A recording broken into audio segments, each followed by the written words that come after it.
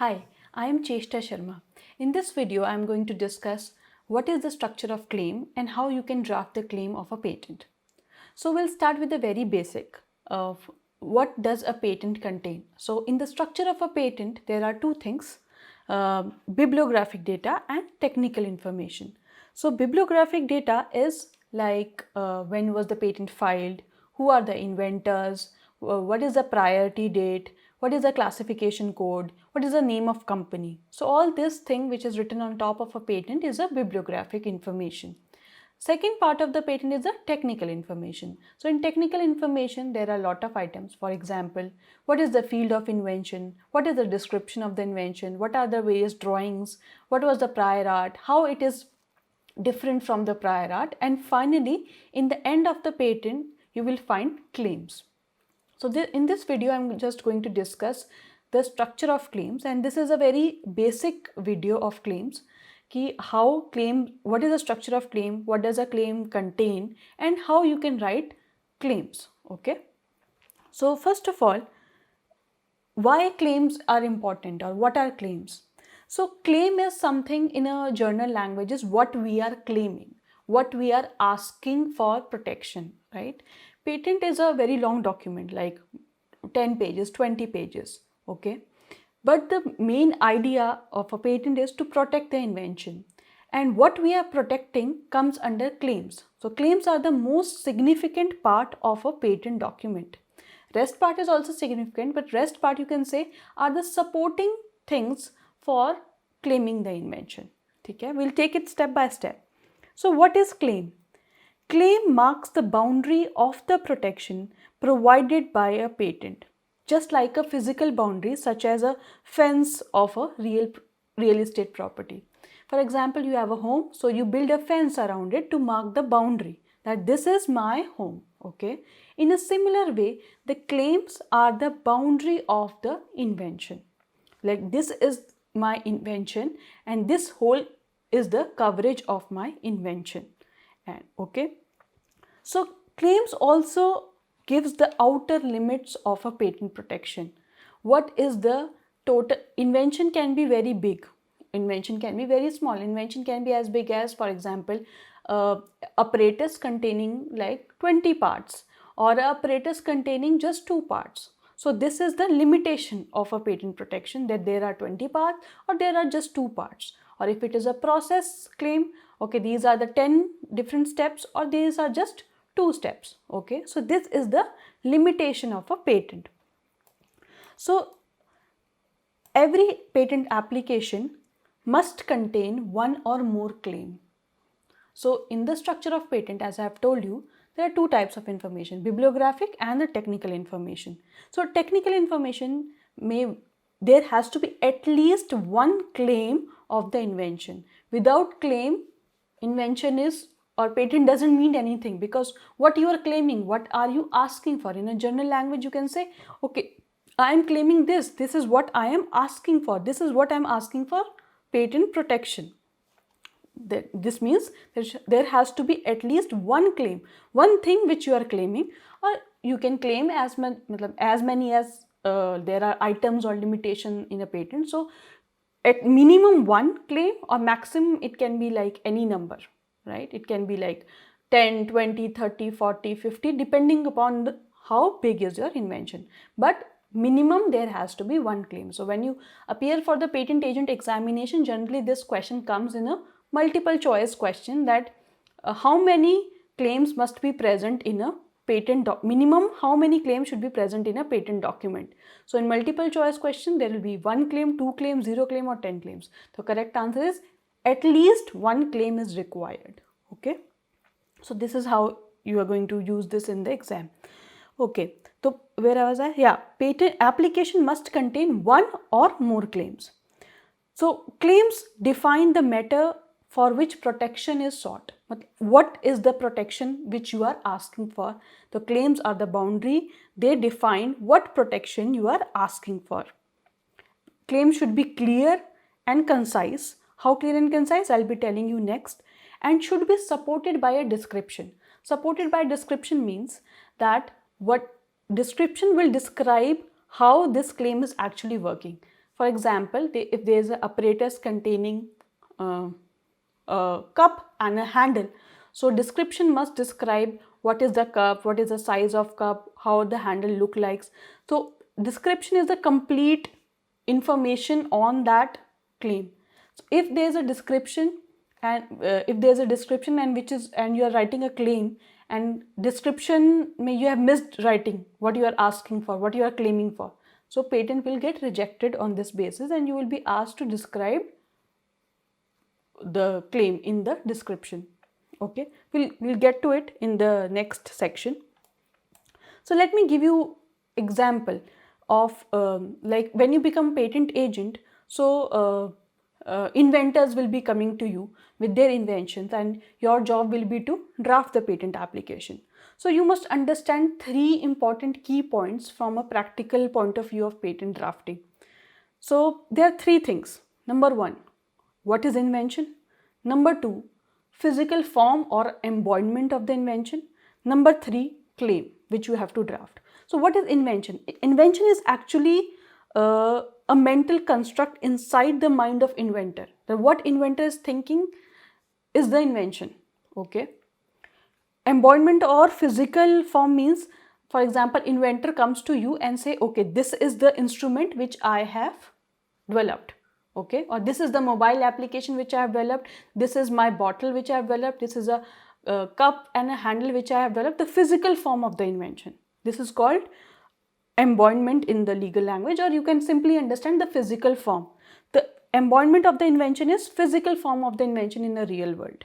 Okay. So generally when inventor comes to you, they will come with the invention in their mind. Okay, this is this which we want to develop, and sometimes the people come with their prototype, right? Okay, this is what we have developed, and you as a patent agent have to draft a claim. So now what does a best patent claim will cover? So it will protect the invention itself so that no physical forms of the invention can be made, used or sold by anybody else in the market. So your job will be to write the claims in such a manner so that nobody else in the market can create something which can infringe, or which is like near to the physical form of a patent. For example, if I have invented a cup with a handle, so let's say this is the first cup with the handle ever invented. So you, in the claims, you will be writing, there is a you can write in two ways. Number one, you can simply write there is a cup and there is a handle, and let's say your inventor has made up of clay. So you write all these things in the claims.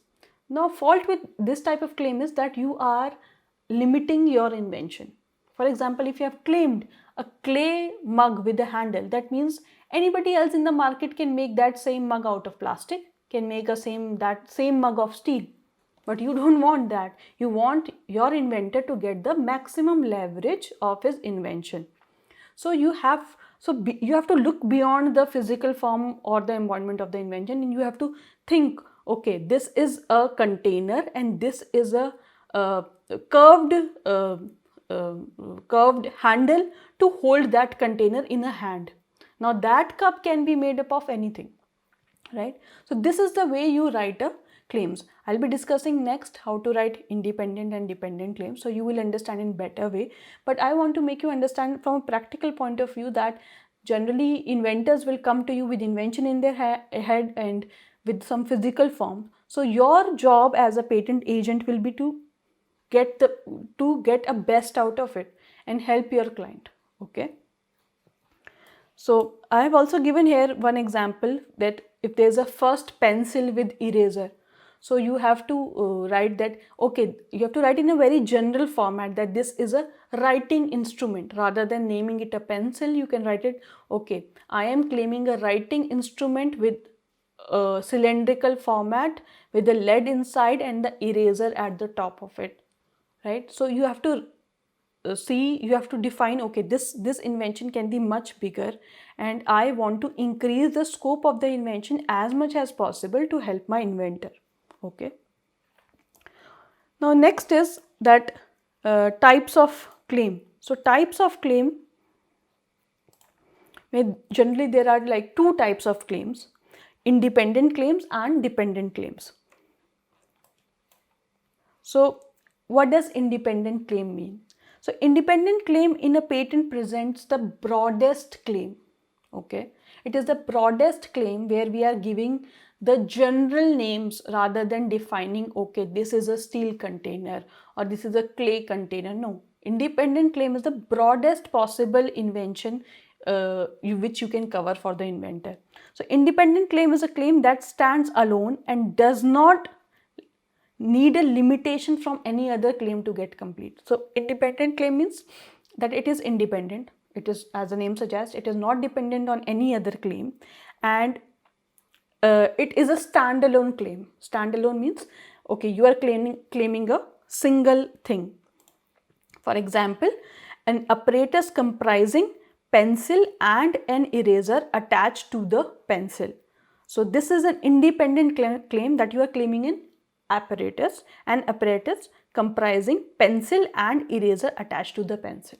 Okay, this is an independent claim, this is a standalone claim, this is not dependent upon any other thing. So independent claim should typically specify the essential features needed to define the invention. So what are the essential features? Okay, so you have to write, for example, in this apparatus, the essential features are pencil and the eraser. So these are two essential features. And each claim, when you start writing, each claim begins with the independent claim. So every invention, the first claim is the independent claim, which you can understand. So from the examination point of view, you will get an invention in the patent drafting question, where there will be an invention given of like 1 or 2 pages. So you have to read the invention, write down what are the essential features of that invention, and you have to draft it in the independent claim. Okay, so in this example which I have been taking of pencil and eraser, this is an apparatus claim, two essential things, pencil and eraser. Okay, so this is an independent claim. Now let's talk about second type of claim, which are called dependent claims. So let me make you understand dependent claim. So dependent claim, as the name suggests, is dependent on something, right? Dependent on something, dependent on independent claim.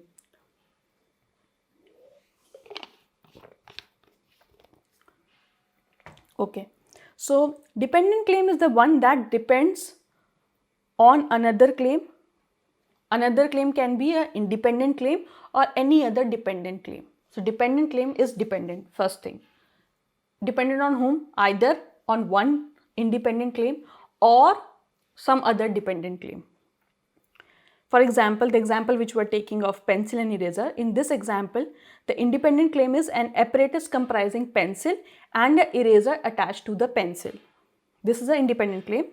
Now, dependent claim is the apparatus of claim 1 further comprising a light attached to the pencil.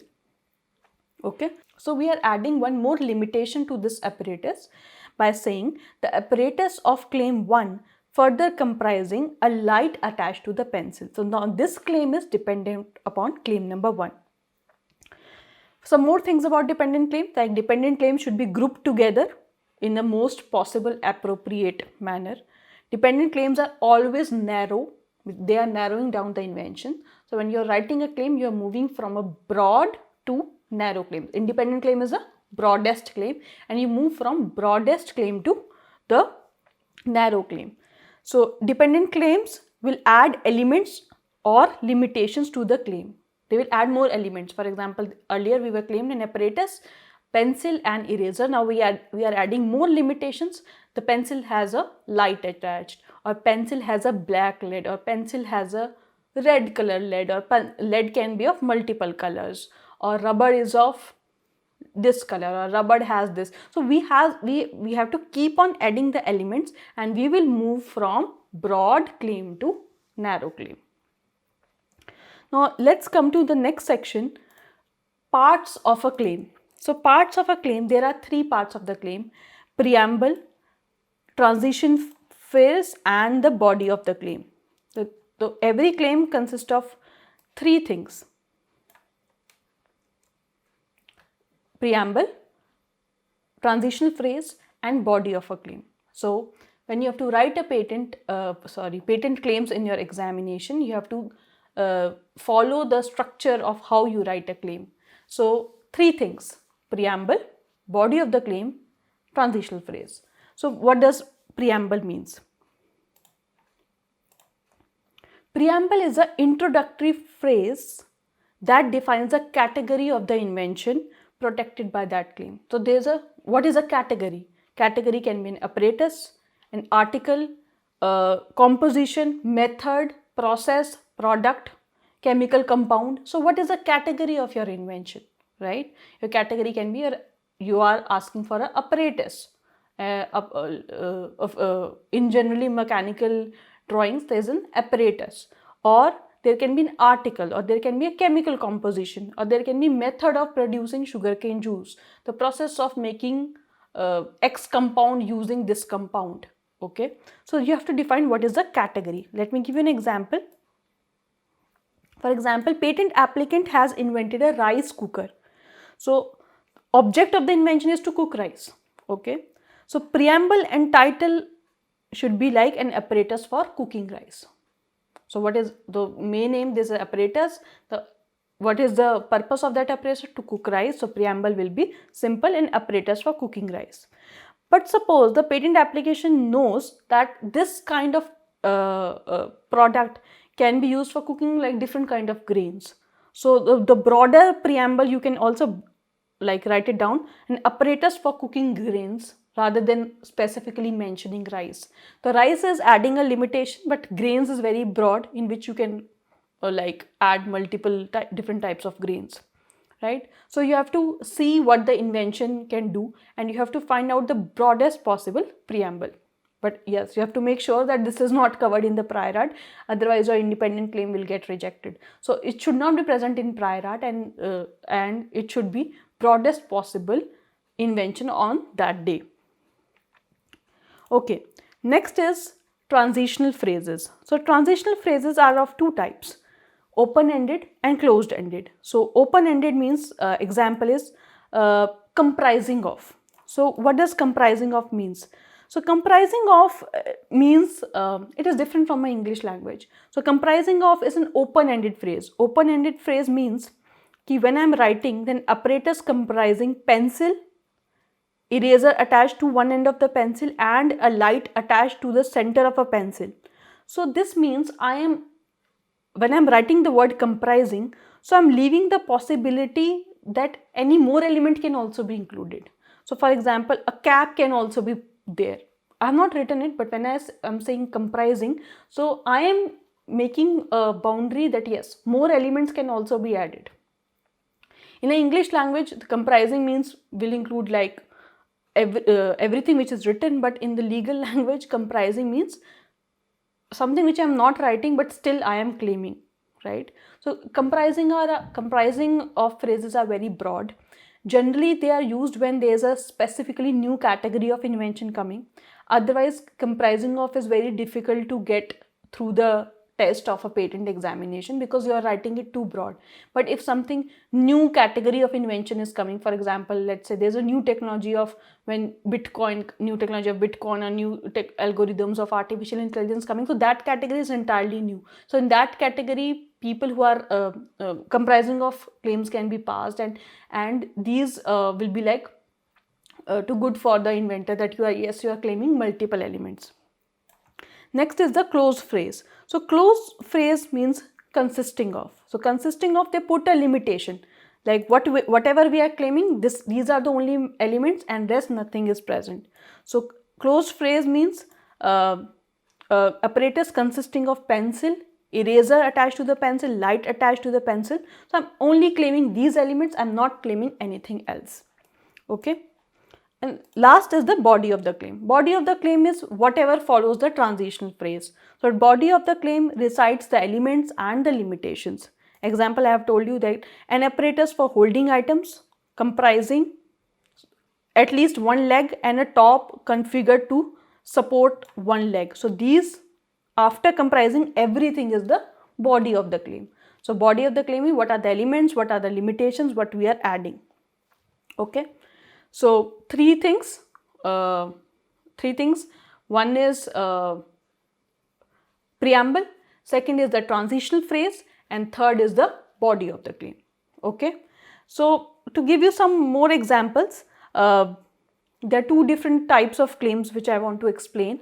One is the Jepson claims and one are means plus function claims. So these are most like one of the common claims which are used. Jepson claims are generally the improvement claims, where there is some prior art known and you are improving a certain feature. For example, a pencil having an eraser wherein improvement comprising a light attached to the pencil. So this means pencil having eraser is already a patent, but you are claiming an improvement. So these types of claims are called Jepson claims or the improvement claims. Means plus functions are generally used when you are claiming a certain structure by the means of its function. So simple example is that if an invention is a rice cooker, claims in means of plus function means an apparatus for cooking rice, comprising a means for holding rice and a heater configured to heat the rice holding means. So in this we are using the word means. Okay, this is the means to the end, right? You can understand in this manner. So these are little advanced claims. So these are not very important from examination point of view. Examination is like quite simple, but for your understanding, there are multiple different types of claims. So just two different types of categories you can understand for right now is Jepson, which are improvement claims, and second is the means plus function claims. So this was a very small video of basic introduction to the claims, and next videos will do a little more advance on claim drafting, especially of punctuation and how to write that and how to do the numbering. So this is also important from examination point of view, but this was the main concept of how you write the claim. Okay, so thank you for watching this video. I'll see you in the next video.